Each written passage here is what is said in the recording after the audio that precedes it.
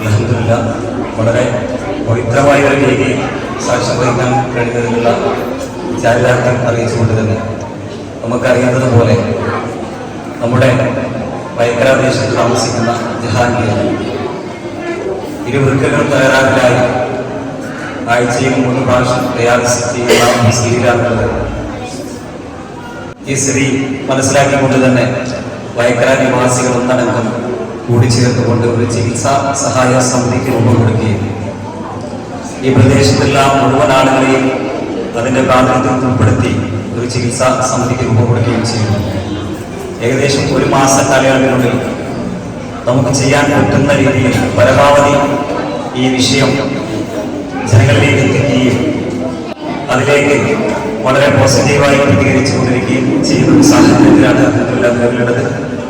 ഈ ഒരു സാഹചര്യത്തിൽ വിവിധ കൂട്ടായ്മകൾ, അത് മഹല്ല തലങ്ങളിലും അതുപോലെ വിവിധ കുടുംബ കൂട്ടായ്മകളും വിവിധ സംഘടനകളിലൂടെയും ഇതിലേക്കുള്ള ഫണ്ടുകൾ സമാഹരിച്ചു വരികയാണ്.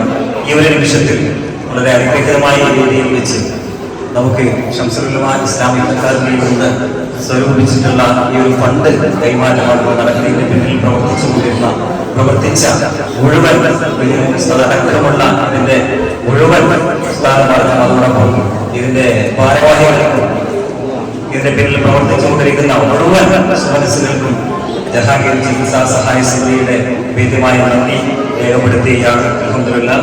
അസ്സലാമു അലൈക്കും വറഹ്മത്തുള്ളാഹി.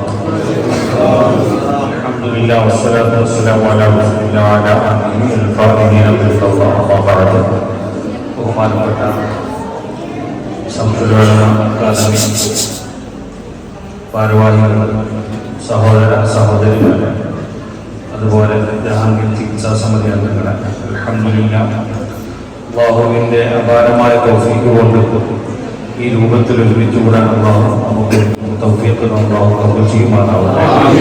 നമുക്ക് ഒരുമിച്ച് കൂടിയത് നമുക്കൊക്കെ അറിയാം, നേരത്തെ ഉണർത്തിയതുപോലെ ജഹാംഗീറിൻ്റെ ചികിത്സാ സമിതിക്ക് വേണ്ടി, ചികിത്സയ്ക്ക് വേണ്ടി ഒരു സമിതി രൂപീകരിക്കുകയും വിപുലമായ പ്രവർത്തനങ്ങൾ ആ ഫണ്ട് ശേഖരണത്തിന് വേണ്ടി ഉണ്ടാക്കുകയും ചെയ്തിട്ടുണ്ട്.